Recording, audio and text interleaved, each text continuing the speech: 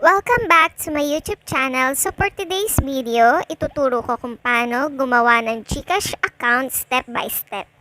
So before we proceed, please keep on watching until the end para wala kang ma-miss na information, and please consider to subscribe, like, comment, share, and hit the notification bell for more videos. So without further ado, let's get started. So let's proceed. First is i-download natin ang Gcash app.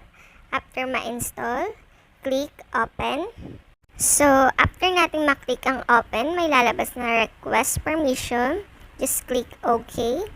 After that, allow Gcash to access your device or location. Just click allow. I-allow lang natin. Click allow lang lahat. After that, madadirect tayo dito sa welcome to Gcash, and there's two option na kung saan may register and login. So dahil na makikreate pa lang tayo ng account, just click registered, and then after clicking the registered, just input your 11 digits number na active.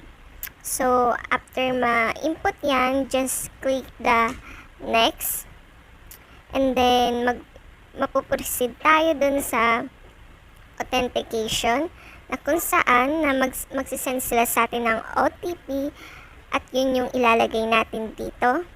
So after nila ma-send sa atin yung OTP, clicking the submit.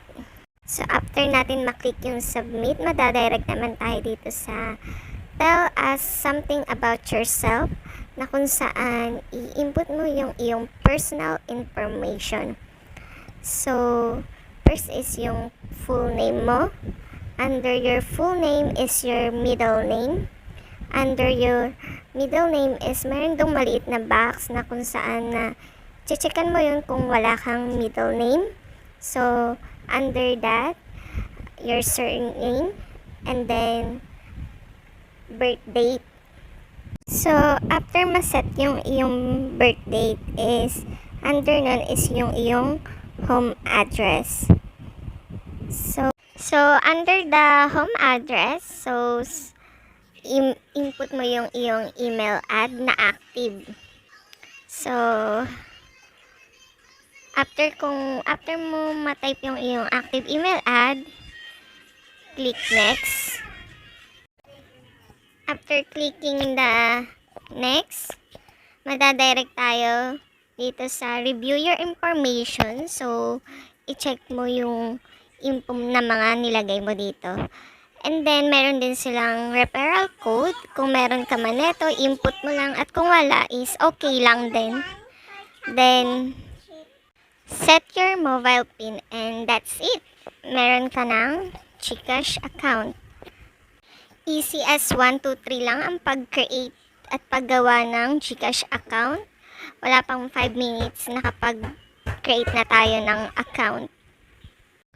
In my next video, ituturo ko naman kung paano i-fully verified ang Gcash account na kahit student ID lang ang iyong gamit. So, that's for today's video. I hope na nakatulong itong tutorial video na to para sa mga nagbabalak na gumawa ng Gcash account. So, see you guys on my next video. Abangan nyo yung part 2 nito na kung saan tuturo ko kung paano i-fully verify ang iyong Gcash account. So, yun lang. Adios!